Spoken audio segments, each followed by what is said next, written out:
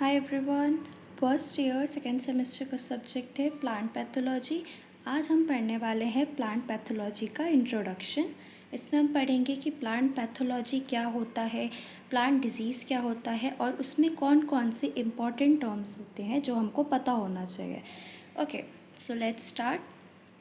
Plant pathology can be defined as the study of the nature, cause and prevention of plant disease. तो plant pathology क्या है? Actual में plant pathology एक study है, ठीक है। किसकी स्टडी है? प्लांट डिजीज़ की, कि कोई भी पौधे में कैसे बीमारी हो रही है, उसके सिम्टम्स क्या है और वो बीमारी कैसे स्प्रेड हो रही है, हम उसको कैसे मैनेज कर सकते हैं, कैसे रोक सकते हैं। प्लांट डिजीज़ से रिलेटेड एवरीथिंग, जो चीज़ें सब, उन सब की स्टडी को हम बोलते हैं प्लांट पैथोलॉजी। प्लांट पैथोलॉजी क्या है? स्टडी है प्लांट डिजीज़ की। The term plant pathology is derived from Greek word pathos and logos. जो प्लांट पैथोलॉजी जो वर्ड है ये ग्रीक वर्ड से डिराइव हुआ है, ग्रीक वर्ड से आया। कौन सा ग्रीक वर्ड? पैथोस और लोगस से। पैथोस का मतलब होता है सफरिंग और लोगस का मतलब होता है स्टडी। इसका मतलब है study of the suffering plant. Pathology का मतलब है हम ऐसे प्लांट की स्टडी करते हैं जो कि सफ़र कर रहे हो किसी न किसी एबनॉर्मल कंडीशन से। ओके, अब प्लांट डिजीज़ किस किस वजह से हो सकती है? प्लांट डिजीज़ या तो अबायोटिक फैक्टर से होती है या तो बायोटिक फैक्टर से। बायोटिक फैक्टर्स जैसे कि लिविंग ऑर्गेनिजम्स हो गया, जैसे कि माइक्रो ऑर्गेनिजम्स हुए, बैक्टीरिया हुआ, वायरस हुआ, फंगई हुआ, नेमेटोड हुआ। जो ये लिविंग ऑर्गेनिज़म जब कोई डिज़ीज़ कॉज करते हैं तो ये लिविंग ऑर्गेनिज़म जो डिज़ीज़ कॉज कर रहे हैं, डिज़ीज़ कॉज करने वाले लिविंग ऑर्गेनिज़म को कहा जाता है पैथोजेंस, ठीक है। सो ये पैथोजन की स्टडी भी हम प्लांट पैथोलॉजी में करते हैं। जैसे कि माइक्रो ऑर्गेनिज़म भी एक पैथोजन हो सकता है। तो माइक्रो ऑर्गेनिज़म की स्टडी को क्या बोलते हैं? माइक्रो ऑर्गेनिज़म की स्टडी को बोलते हैं microbiology. Study of bacteria, bacteriology. Study of viruses, virology. Study of fungi, mycology. Study of nematode, nematology. Study of protozoa, protozoology. फिर उसके बाद है ऑब्जेक्टिव। सो प्लांट पैथोलॉजी के ऑब्जेक्टिव्स क्या होंगे? मतलब उद्देश्य। सो प्लांट पैथोलॉजी क्यों पढ़ा जा रहा है, इनको मुख्य उद्देश्य क्या है प्लांट पैथोलॉजी पढ़ने का? तो इसका मुख्य उद्देश्य है to study biotic, mesobiotic and abiotic cause of disease, कि कोई भी बीमारी जो है उसके होने का कारण क्या है, अबायोटिक है, मीज़ोबायोटिक है या अबायोटिक है, ठीक है। अबायोटिक जैसे कि लिविंग ऑर्गेनिज्म, अबायोटिक मतलब नॉन लिविंग ऑर्गेनिज्म, जैसे कि टू हाई टेम्परेचर, ह्यूमिडिटी, अगर इन वजह से बीमारी हो रही है तो हम बोलेंगे अबायोटिक फैक्टर से। बायोटिक फैक्टर जब कोई लिविंग ऑर्गेनिज्म डिजीज़ कॉज कर रहा है, जैसे कि माइक्रो ऑर्गेनिज्म, बैक्टीरिया, तो अगर ये डिजीज़ कॉज कर रहे हैं तो बायोटिक फैक्टर हो गया। मीज़ोबायोटिक जो मतलब लिविंग भी हैं और नॉन लिविंग भी हैं। मीज़ोबायोटिक मतलब जो लिविंग भी हैं और नॉन लिविंग भी हैं, ठीक है। सो बीमारी किस वजह से हो रही है, उसका फैक्टर क्या है? बायोटिक है, मीज़ोबायोटिक है और अबायोटिक क्या है? सो ये हम पढ़ते हैं प्लांट पैथोलॉजी में, ठीक है।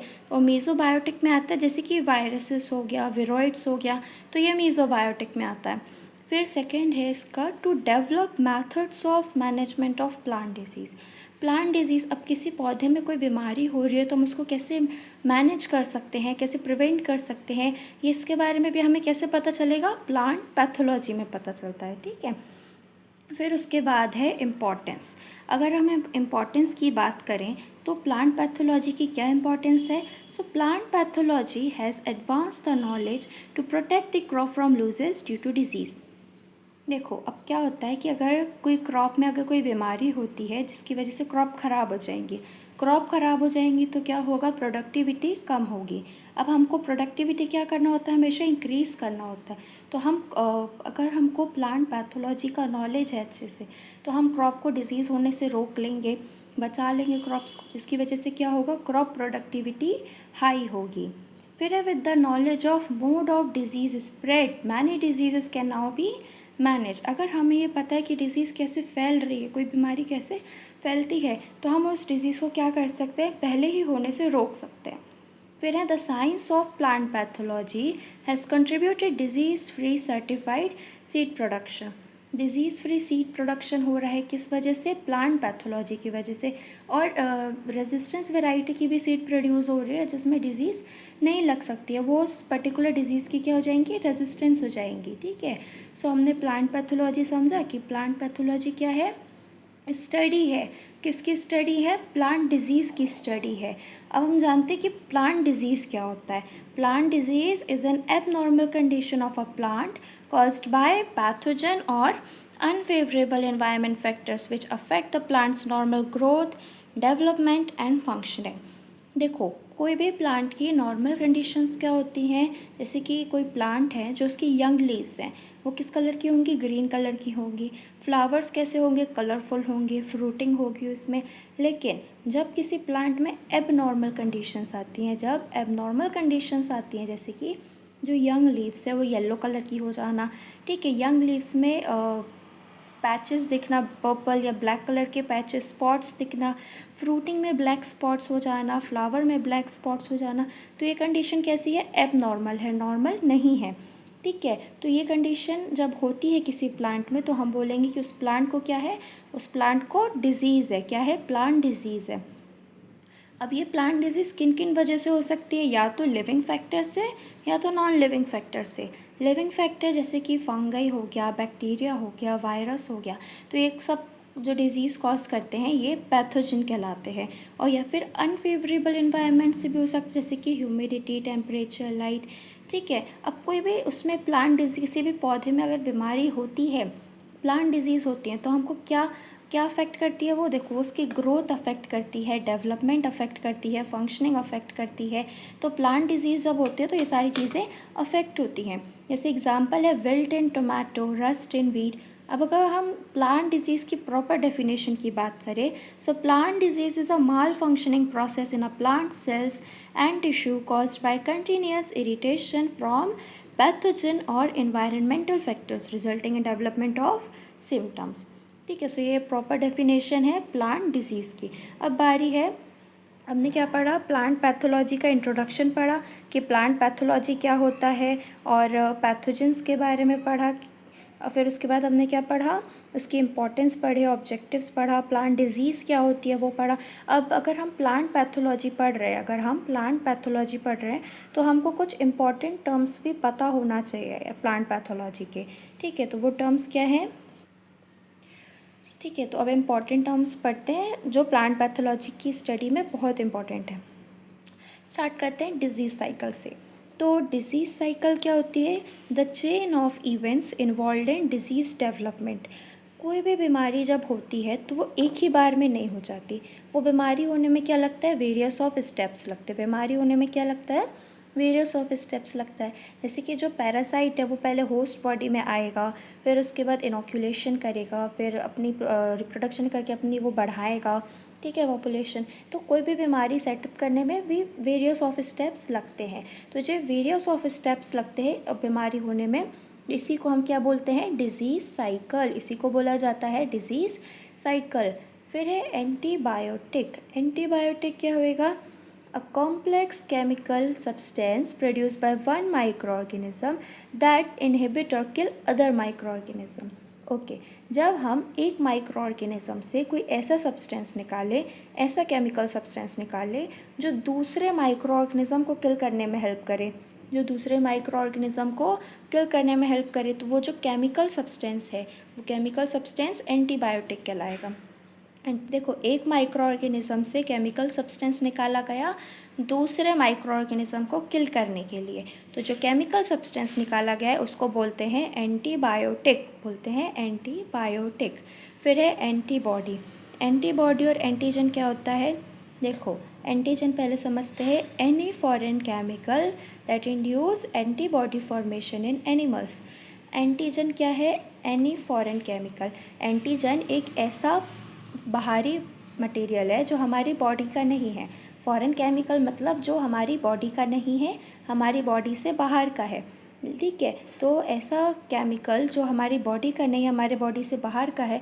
अब क्या होता है कि इंजेक्शन के थ्रू हम उस केमिकल को अपनी बॉडी में ले रहे हैं। ठीक है, केमिकल के थ्रू अपनी बॉडी में ले रहे हैं ताकि वो हमारी बॉडी में आके एंटीबॉडी बनाए,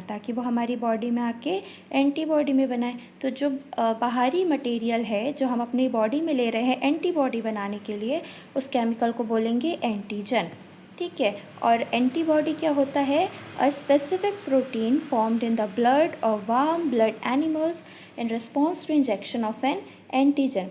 मतलब जब हम इंजेक्शन के थ्रू एंटीजन अपनी बॉडी में लेते हैं तो जो प्रोटीन हमारी बॉडी में बनता है, एंटीजन के हमारे बॉडी में आने पे जो प्रोटीन हमारी बॉडी में बनता है, उस प्रोटीन को एंटीबॉडी कहा जाता है। ठीक है, तो ये एंटीजन क्या होता है? जो बाहरी केमिकल हमारी बॉडी में आके एंटीबॉडी फॉर्मेशन करता है वो एंटीजन है। और जब एंटीजन हमारी बॉडी में आता है तो हमारी बॉडी में जो प्रोटीन बनता है वो होता है एंटीबॉडी। फिर है एंटीसेप्टिक। एंटीसेप्टिक क्या है? A substance that prevent, retards और डिस्ट्रॉय माइक्रो ऑर्गेनिज्म। ऐसा सब्सटेंस जो कोई माइक्रो ऑर्गेनिज्म को किल करता है, रोकता है, डिस्ट्रॉय करता है, उसको हम एंटीसेप्टिक बोलते हैं। फिर उसके बाद है वायरुलेंस। वायरुलेंस क्या होता है? देखो, हमें पता है पैथोजन क्या करता है? बीमारी करता है। पैथोजन क्या है? पैथोजन एक लिविंग ऑर्गेनिज्म है जो प्लांट्स में बीमारी करता है। अब वायरुलेंस क्या होता है? The degree of infectivity of a pathogen.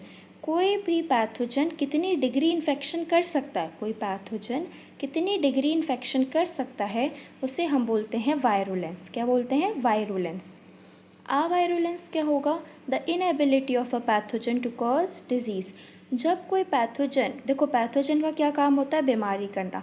लेकिन जब कोई पैथोजन डिजीज़ कॉज नहीं कर पाता है, तो हम क्या बोलते हैं? क्या है? अविरुलेंस। वो पैथोजन कैसा है? अविरुलेंस है। कैरियर क्या होगा? A plant or animal that carry a virus or other infection agent without showing symptoms.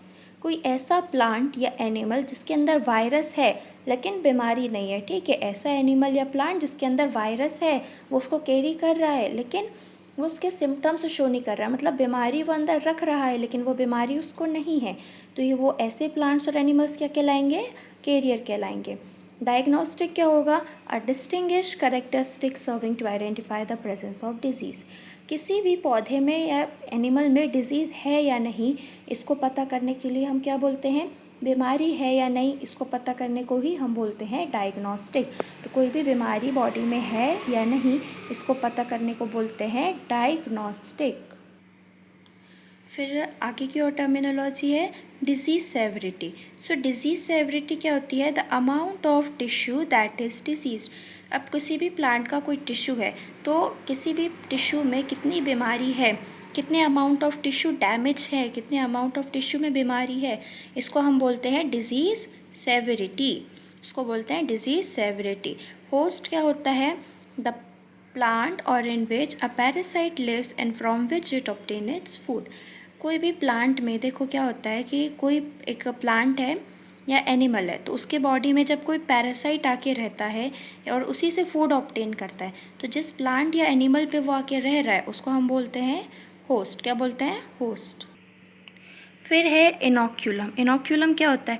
देखो पैथोजन डिजीज़ कॉज करता है, पैथोजन क्या करता है? डिजीज़ कॉज करता है, लेकिन पूरा पैथोजन उसके प्लांट के अंदर नहीं जाता डिजीज़ करने। ठीक है, पैथोजन क्या करता है? पैथोजन अपना एक पार्ट या अपना एक पोर्शन प्लांट के अंदर भेजता है। पैथोजन क्या करता है? अपना एक पार्ट या पोर्शन एनिमल या फिर प्लांट के अंदर भेजता है डिजीज़ कॉज करने के लिए। तो जो पोर्शन पैथोजन का जाता है उस पोर्शन को हम बोलते हैं इनोक्यूलम, उस पोर्शन को बोला जाता है इनोक्यूलम। और ये जो पूरी प्रोसेस है इनोक्यूलम को होस्ट बॉडी में भेजने की, इनोक्यूलम को प्लांट के अंदर भेजने की जो प्रोसेस है, इस प्रोसेस को बोला जाता है इनोक्यूलेशन। फिर उसके बाद है पैथोजन। तो पैथोजन जैसे हम जानते हैं an entity usually a micro organism that can cause the disease. कोई भी living organism, specially micro organism जो डिजीज़ कॉज करते हैं, उन्हें हम क्या बोलते हैं? Pathogen. Pathogenicity, capacity of a pathogen to cause disease. जो पैथोजन की जो कैपेसिटी है कि वो बीमारी कर सकता है, कोई भी पैथोजन की जो कैपेसिटी है कि वो डिजीज़ कॉज कर सकता है, तो उसको हम बोलते हैं पैथोजेनिसिटी। ठीक है, etiology study of the cause of disease. Cause of disease मतलब कारण, कोई भी बीमारी होने का क्या कारण है, कोई भी बीमारी होने का क्या कारण है, उसकी स्टडी को बोलते हैं इटियोलॉजी। ये भी प्लांट पैथोलॉजी के अंदर ही आता है। सिम्टम्स क्या है? The external and internal reactions of a plant as a result of disease is known as symptom. जब किसी भी प्लांट को या फिर एनिमल को कोई बीमारी होती है, अब कोई बीमारी होती है तो बॉडी रिएक्ट करेगी, तो जब बॉडी रिएक्ट करती है तो जो भी इंटरनल या एक्सटर्नल रिएक्शंस होता है उसको हम क्या बोलते हैं? सिम्टम्स। जैसे कि किसी प्लांट में किसी फंगस ने बीमारी किया तो जिसका रिज़ल्ट ये हुआ कि उसके जो लीव्स है उसमें ब्लैक स्पॉट पड़ गए, तो ये ब्लैक स्पॉट आना क्या हुआ? उसका सिम्टम हुआ। फिर है वेक्टर। तो वेक्टर क्या होते हैं? An agent such as insect, nematode और fungus that may transmit a pathogen. ठीक है, ऐसे एजेंट्स जो कि पैथोजन ट्रांसमिट करते हैं, ठीक है, जैसे कि हाउस फ्लाई हो गया, मॉस्किटो हो गया, तो ये क्या है? वेक्टर, जो पैथोजन को एक ट्रांसमिट करते हैं, बढ़ाते हैं, इनको बोलते हैं वेक्टर्स। सो इम्पॉर्टेंट टर्मिनोलॉजी यही थी मेन। सो फर्स्ट क्लास यहीं पे ख़त्म होती है। Thank you. Follow, like and subscribe.